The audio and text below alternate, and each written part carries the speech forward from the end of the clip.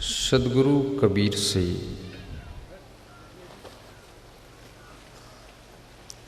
किसी भक्त ने प्रश्न पूछा है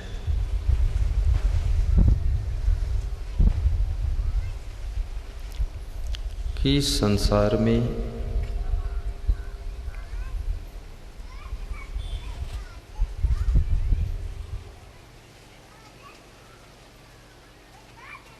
आपने क्या देखा है।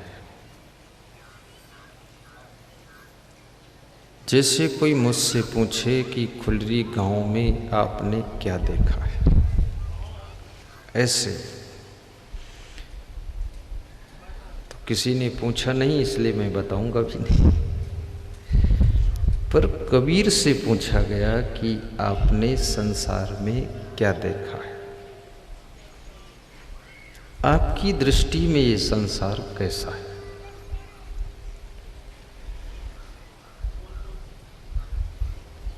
इसका उत्तर कबीर साहब देते हैं।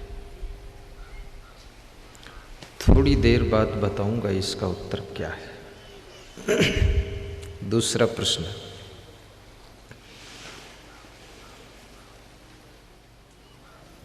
विदुर जी से महाराजा धीराज धृतराष्ट्र पूछ रहे हैं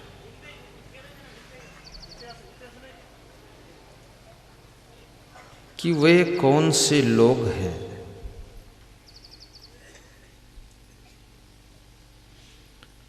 जो इस संसार में हमेशा दुखी रहा करते हैं,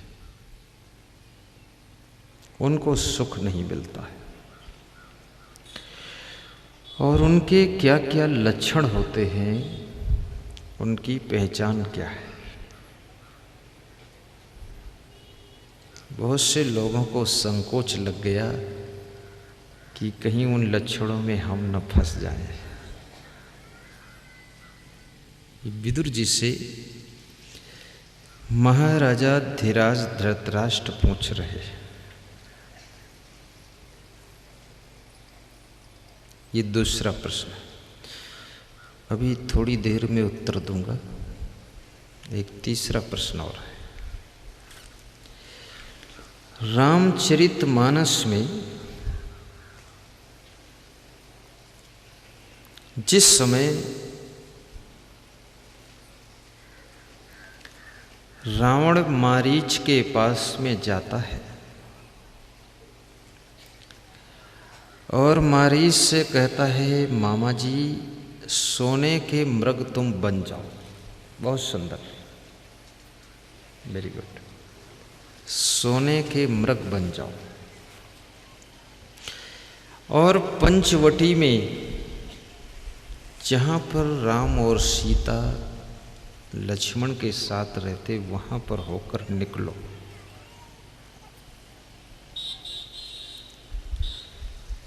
तो उस समय मारीच ने क्या विचार किया, क्या क्या विचार किया है,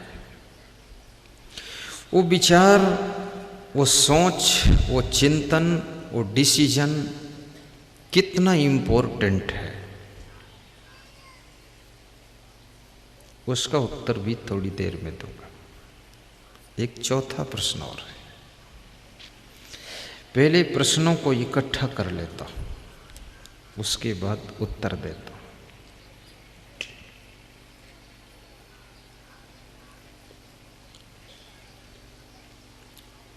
यजुर्वेद के ऋषि से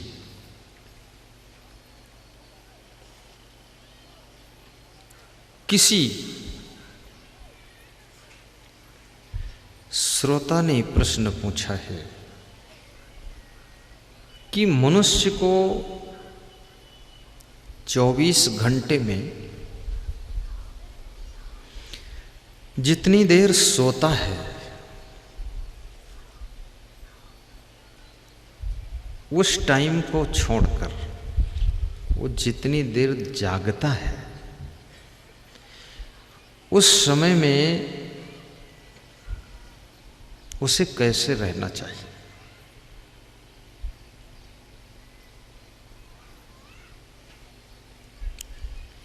मनुष्य की रहनी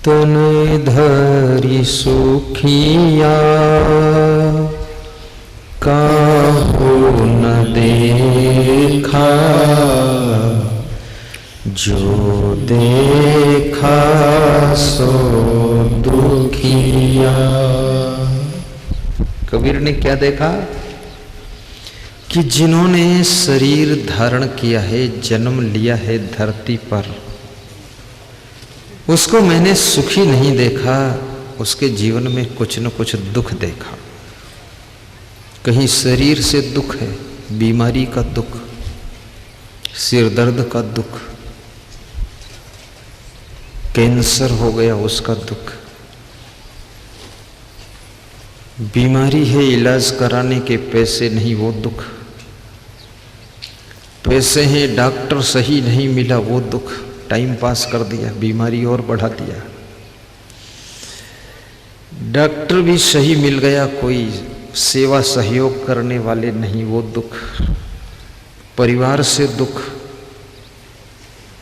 पत्नी से दुख, पति से दुख, बेटा से दुख, कोई बेटा बेटी जन्म नहीं लिया तो दुख, जन्म लिया तो बेटियां ही बेटियां हैं तो दुख, बेटा जन्म ले लिया तो बहुत शैतान है वो दुख, पढ़ने नहीं जाता तो दुख, पढ़ने जाता थर्ड पास होता तो दुख, और पढ़ भी गया नौकरी नहीं मिल रही तो दुख, नौकरी मिल गई तो दूर मिली वो दुख, वेतन कम मिल रहा तब दुख, वेतन मिला तो घर में देता नहीं वो बहुत बड़ा दुख, शादी नहीं हो रही तो दुख, और शादी हुई तो ऐसी चंडिका देवी आई तो बहुत बड़ा दुख।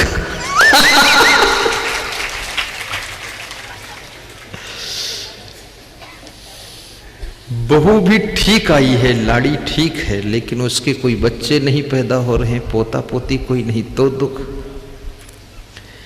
पोता पोती हो गए तो इतने ज्यादा हो गए, कौरव दल तैयार हो गया तो दुख, घर नहीं बना पाए तो दुख, घर बना तो छोटा है वो दुख, घर की डिजाइन नहीं सही तब दुख, खेत में फसल कमजोर हुई तो दुख, घर में चोरी हो गई तो दुख, सत्संग में आए कोई चप्पल चुरा गया तो बहुत बड़ा दुख।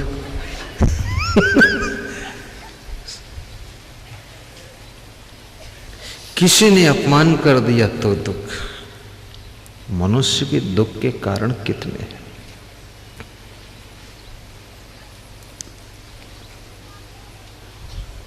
इसलिए कबीर कहते हैं, मैंने दुनिया में जिसको देखा उसको दुखी देखा। ये कबीर की दृष्टि है। अब ये दुख कैसे दूर होगा?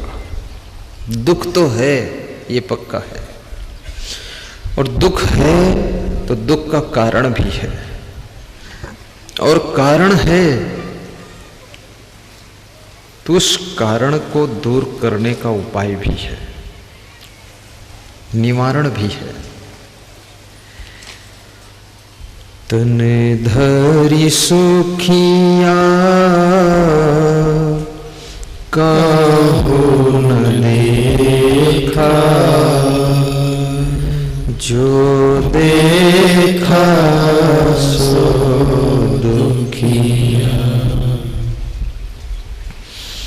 उदयस्त की बातें कहते सबका किया विवेका। कबीर कहते हैं, सूर्योदय से लेकर के सूर्यास्त तक की मैं बात कह रहा हूं, जहां तक देखा हूं सबके बारे में विवेक किया हूं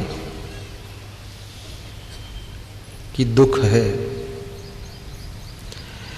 और कबीर ने यहां तक कहा कि गृहस्थी भी दुखी है और साधु भी दुखी है। साधु को भी लपेट में ले ली। बाटे बाटे सब कोई दुखिया, क्या रही बैरागी, क्या रही बैरागी। यानी गृहस्थ भी दुखी और विरक्त साधु भी दुखी। और साधु क्यों दुखी है? और मैं भी साधु हूं। यदि साधु दुखी है तो इसका मतलब मैं भी दुखी हूं। मेरा दुख क्या है? आपका दुख तो समझ में आता है कि गृहस्थ आश्रम नाना जंजाला है, लेकिन साधु को क्या जंजाल है? साधु क्यों दुखी? बताता हूं मैं।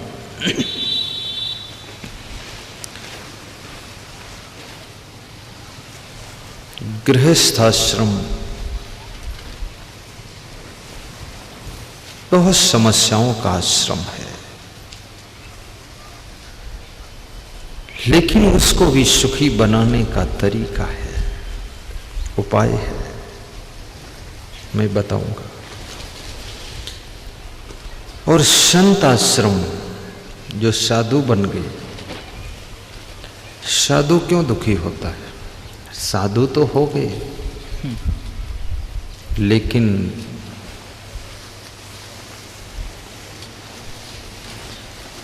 ज्ञान नहीं हुआ।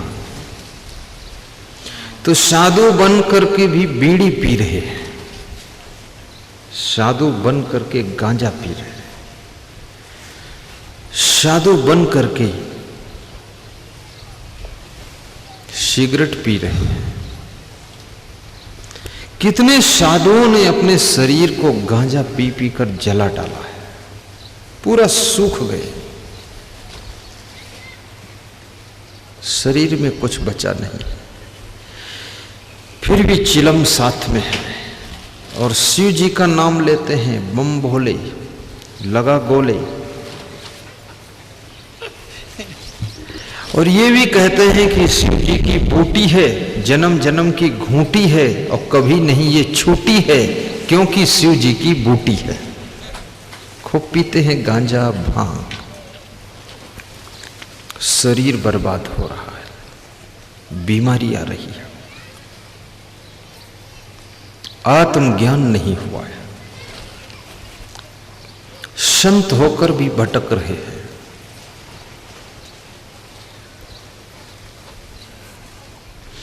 बहुत से साधु भेष में लोगों को देख करके मुझको दया आती है, सड़क पर देखता हूं, बहुत परेशान है। मैं जब बचपन में साधु बनना चाहता था तो मैं बहुत सोच विचार कर साधु बना, ऐसा नहीं भावावेश में आकर बाबा जी बन गए, नहीं।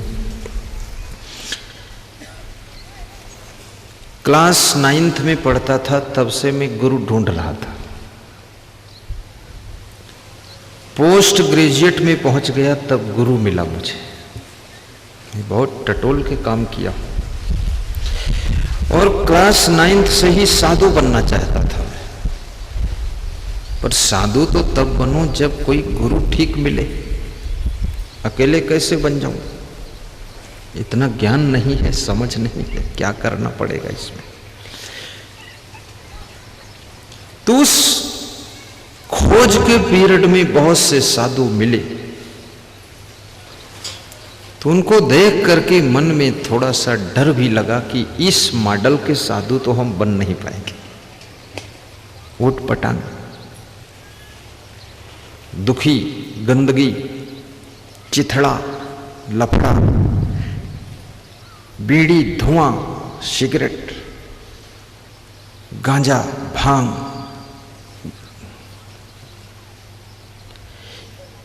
तो मेरे मन में हुआ ऐसा साधु नहीं बनूंगा, मैं बिल्कुल फ्रेश साधु बनूंगा, ठीक ठाक बनूंगा। कितने साधुओं के यहां गया तो वहां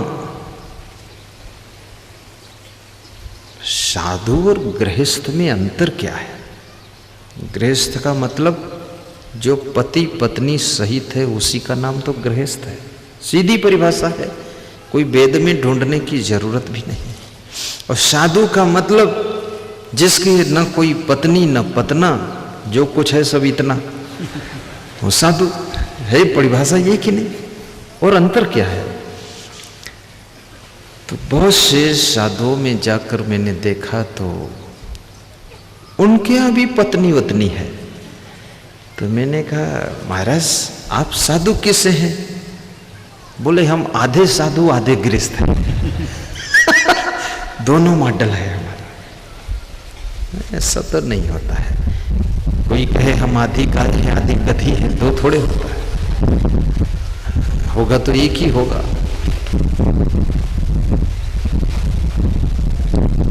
तो समझ में नहीं आता था। फिर धीरे धीरे धीरे धीरे नेपाल बॉर्डर पर एक महात्मा रहते थे, इधर ही बैठ जाओ। उनका नाम मैंने सुना तो उनके पास में गया और उनके यहां देखा तो पहले तो सफाई बहुत अच्छी लगी, दूसरे वहां कोई बीड़ी इलायची लौंग तक का नशा नहीं, तीसरे वहां बिल्कुल शुद्ध ब्रह्मचर्य का पालन, नियम संयम ठीक लगा। तो उसी रात को मैंने नामदान ले लिया, गुरु बना लिया उनको। फिर उनसे प्रार्थना किया कि मुझे संत बनाओ। तो उनके आश्रम से मेरा जन्म स्थान पड़ोस में था, बस 12 कोस यानी 35 किलोमीटर पास में था। तो उनको थोड़ा संकोच लगा, इतना पड़ोस का संत बनेगा तो इसके घर के लोग तुरंत आ जाएंगे और आश्रम घेर लेंगे कि मेरे बेटे को संत क्यों बनाया। तो उन्होंने टाल दिया, बोले कुछ दिन के बाद आना। तो मैं 10 दिन के बाद फिर पहुंच गया, मेरे तो लगन लगी थी। फिर मैंने कहा संत बना दो। 6 दिन रुका, सत्संग सुना, लेकिन उन्होंने कहा फिर आना कुछ दिन के बाद। तो फर्स्ट में 19 जनवरी को गया था, फिर 29 जनवरी को गया, उसके बाद में जून में गया। तो वहां भंडारा था ऐसा जैसा ये प्रोग्राम है। फिर मैंने कहा साधु बना दो, ये सफेद कपड़ा पहनाओ। बोले फिर आना, थोड़ा और रुको। तो मैं फिर गया घर। फिर मैंने सोचा गुरुजी बार बार बोलते हैं फिर आना फिर आना फिर आना, तो मुझे लगता है गुरुजी की इच्छा कम है और साधु बनना है तो अपन बाजार से कपड़ा खरीद कर पहनकर बन जाते हैं, क्या फर्क है, ऐसा सोचा। फिर अपने एक साथी को और तैयार किया कि तुम भी साधु बन जाओ, तो वो भी तैयार हो गए। मैंने कहा तू कपड़ा खरीद ला, मेरे घर में तो व्यवस्था नहीं बन पाएगी, ज़्यादा कड़ाई है, अनुशासन ज़्यादा है। तो कपड़ा ले आया। मैं उसके गांव पहुंचा 12 किलोमीटर पैदल, और वहां कपड़ा चेंज कर लिया, अपने आप साधु बन गए, स्वयं देव हो गए हम। फिर आश्रम पहुंचे तो गुरुजी ने देखा, पहचान नहीं पाए कौन लोग हैं। उन्होंने सोचा कोई बड़े संत आए हैं कहीं से।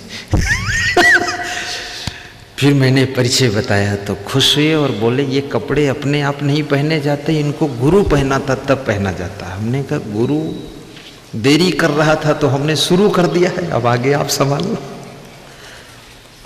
इस तरह से वहां में संत हो गया और गुरु के साथ में करीब करीब 10 वर्ष तक मैं चलता रहा, उनका कमंडल लेकर सेवा करके। और गुरुदेव हमको सब सिखाते रहे, बताते रहे, समझाते रहे, एक एक पॉइंट। उसके बाद गुरुदेव ने कहा अब मैं नहीं जाऊंगा, मेरा शरीर कमजोर है, अब तुम जाओ और भक्तों में सत्संग करो। फिर लगभग सन 98 से हम अकेले आने लगे, यानी संत थे साथ में, लेकिन बहुत सुख मिला इस साधु जीवन में मुझे, क्योंकि मेरे पास में कोई लफड़ा और पचड़ा नहीं है, न कोई नशा है और न कोई बवाल है। साफ सुथरा क्लियर कार्य है। तो कबीर कहते हैं जो लोग साधु भेष पहन लेते हैं लेकिन नशा व्यसन में फंसे रहते हैं, पूर्ण साधुता नहीं उत्पन्न कर पाते हैं, तपस्या अधूरी रहती है, वे साधु बनने के बाद भी दुखी रहते हैं। जिनका मोह घर में लगा रहता है, शरीर तो साधुओं में लेकिन मन घर में लगा है, मोह ममता, वो सुख नहीं पाएंगे।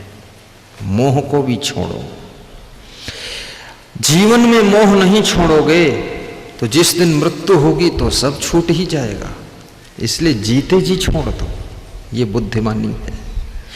जैसे अगर मैं मोह ममता न छोड़ पाता तो ये खुलरी में क्या आता, मैं खुद अपने तिकड़म में लगा रहता, चकई की चकधुम मकई के अलावा तिकड़े की तिकड़म बनाता रहता। लेकिन मैं पूरा फ्री हूं, कुछ भी नहीं। मैं जिंदगी भर चाहे जहां सत्संग करूं, यहां 10 दिन रहूं, 15 दिन रहूं, लौट कर वापस न जाऊं, जाना वाना भी कहीं नहीं है, कुछ है भी नहीं, तो चल सकता है। मेरी जिंदगी अब आप सभी के लिए है। वृक्ष, नदी, पहाड़ और धरती, ये 5 का जीवन पूर्ण परोपकार के लिए होता है। ये अपने लिए नहीं जिंदगी जीते हैं, ये हमेशा दूसरों के लिए जिंदगी जीते हैं, इसलिए इनको वंदना किया जाता है, नमन किया जाता है। रामायण में एक चौपाई है, परोपकारियों की जब लिस्ट बनने लगी, परोपकारियों की लिस्ट, तो उस लिस्ट में संत को फर्स्ट नंबर पर रखा गया, दूसरे नंबर पर वृक्ष को, तीसरे नंबर पर नदी को, चौथे नंबर पर पहाड़ को, 5वें नंबर पर धरती को। धरती को 5वां स्थान दिया गया। क्यों? किसी ने पूछा कि धरती सबको धारण करती है, धरती फसल देती है, धरती अन्न देती है, धरती पर सब रहते हैं, चलते हैं, धरती को तो प्रथम स्थान चाहिए, और नदी को भी कम से कम दूसरा स्थान, ये संत को पहला स्थान क्यों दिया? ऐसा प्रश्न पूछा। संत बिटप सरी तागिरी धरी, परहित है तो इन्हीं के करी। संत और बिटप, बिटप माने वृक्ष, सरिता माने नदी, गिरि माने पहाड़, और धरणी माने धरती, सबका अर्थ है। संत को प्रथम स्थान इसलिए दिया गया, साधु से होई ना कारज हानि, यही सनहठ करी हूँ पहचानी। साधु को प्रथम स्थान इसलिए दिया गया परोपकारियों में। आप जानते हैं नदी में कभी कभी नाव डूब जाती है, सबकी मृत्यु हो जाती है, नदी भी खतरा करती है। ऐसे तो नदी के जल से बिजली बनती है, नदी से नहर निकलती है, नदी के पानी से सिंचाई होती है, फसलें होती हैं, सब अच्छी बात है। लेकिन कभी कभी नदी में जब बाढ़ आती है तो गांवों को भी डुबा देती है और कभी कभी नावों को डुबा देती है। इसलिए नदी भी खतरनाक है, इसलिए उसको स्थान, तीसरा स्थान दिया गया। वृक्ष को दूसरा स्थान क्यों दिया गया? क्योंकि वृक्ष फल देते हैं, छाया देते हैं, लकड़ी देते हैं, सौंदर्य देते हैं, प्रदूषण मुक्त वातावरण बनाते हैं, परंतु वृक्ष भी कभी कभी टूट कर गिरता है तो बहुतों को रौंद के मार डालता है। वृक्ष खतरा करता कभी कभी।